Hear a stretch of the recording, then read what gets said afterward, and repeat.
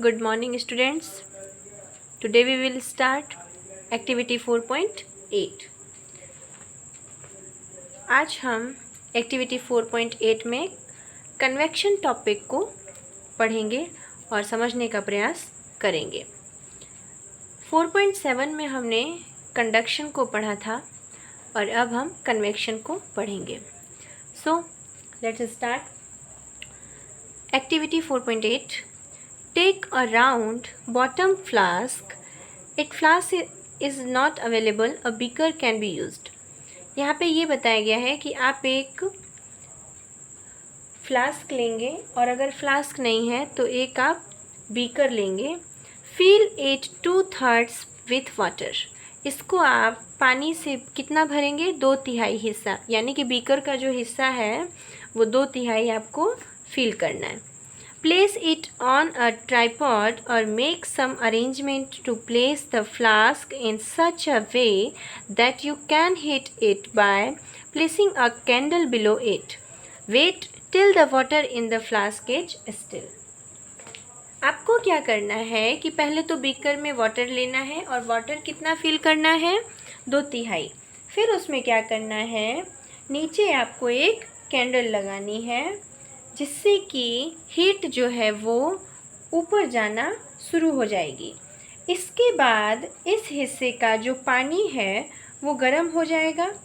जब ये पानी गर्म होता है तो आपको पता होगा कि हमेशा गर्म पानी जो है ऊपर उठती है और ठंडा वाला जो पानी होगा वो साइड से नीचे की तरफ आएगा, है ना। अब देखिए, Place a crystal of potassium permanganate at the bottom of the flask, gently using a straw. Now heat the water by placing the candle just below the crystal. अब आपको क्या करना है कि इस वाटर में पोटेशियम परमैंगनेट की crystal आपको डालनी है। और कहाँ डालनी है? जस्ट बीकर के नीचे, बहुत ही नीचे। आपको उसमें डालने के लिए एक स्ट्रॉ का यूज़ लेना पड़ेगा, नहीं तो वो बिखर जाएगा।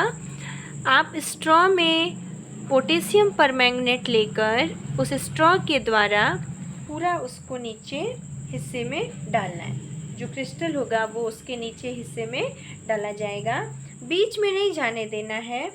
उसके लिए आपको एक स्ट्रॉ यूज करना है, मैंने आपको बता दिया। स्ट्रॉ में पहले उसको पूरा भर लीजिए और उसको नीचे डालिए। Okay, right your observation in your notebook and also draw a picture of what you observe.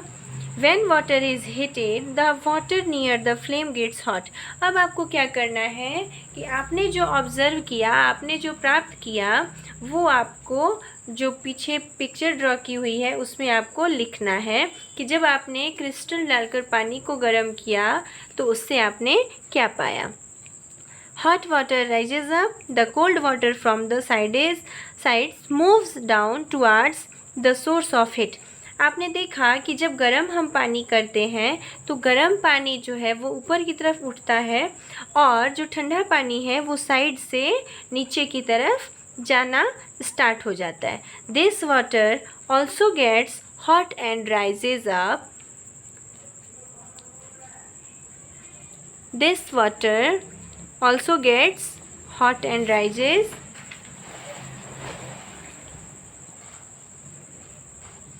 and water from the sides moves down. This process continues till the whole water gets heated. This mode of heat transfer is known as convection.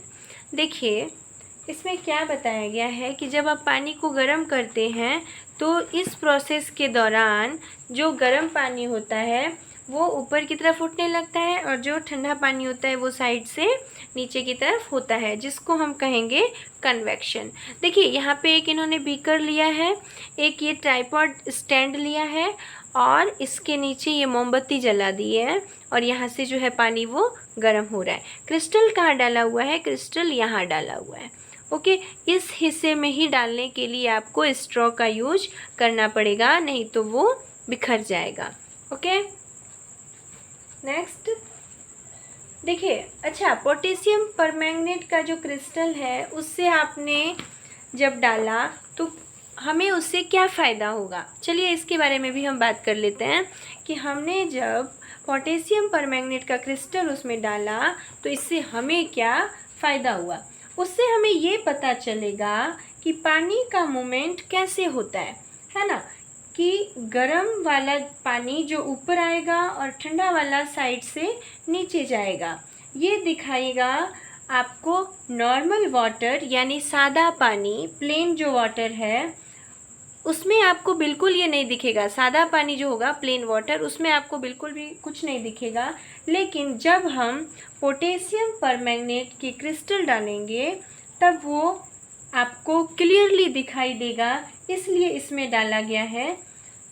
Okay, how does the heat, मतलब कि जैसे potassium permanganate की crystal आप डालते हो तो उससे आपको पता चलेगा कि वाटर मूवमेंट कैसे करता है।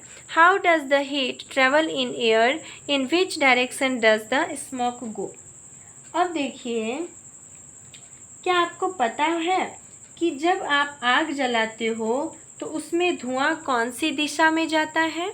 The air near the heat source gets hot and rises. The air from the sides comes in to take its place. In this way, the air gets heated. The following activity confirms this idea. अब देखिए, अब इसमें क्या बोल रहा है कि अब आप ये बता सकते हैं कि जो आग हम जलाते हैं उसका धुआं कौन सी दिशा में जाता है। देखिए, जैसे हम इसको एक एग्जाम्पल से समझ सकते हैं कि मान लीजिए अभी जैसलमेर में बहुत ज़्यादा गर्मी हो रही है, तो ज़्यादा जब गर्मी होगा तो क्या होगा, मतलब किनारे किनारे से जो है पहले वो जो गर्म हिस्सा वाला होगा वो ऊपर की तरफ उठेगा और जो ठंडा पदार्थ होगा, जो ठंडा हिस्सा होगा वो उसकी जगह लेगा। तभी आपने देखा होगा कि कभी कभी जब बहुत ज़्यादा गर्मी होती है तो उसके 1 या 2 दिन बाद बहुत तेज़ आंधी आती है। तो इसको हम क्या बोलेंगे, इसको ही हम कन्वेक्शन बोलेंगे। ओके, अब जो एक्टिविटी 4.9 है वो हम नेक्स्ट क्लास में देखेंगे।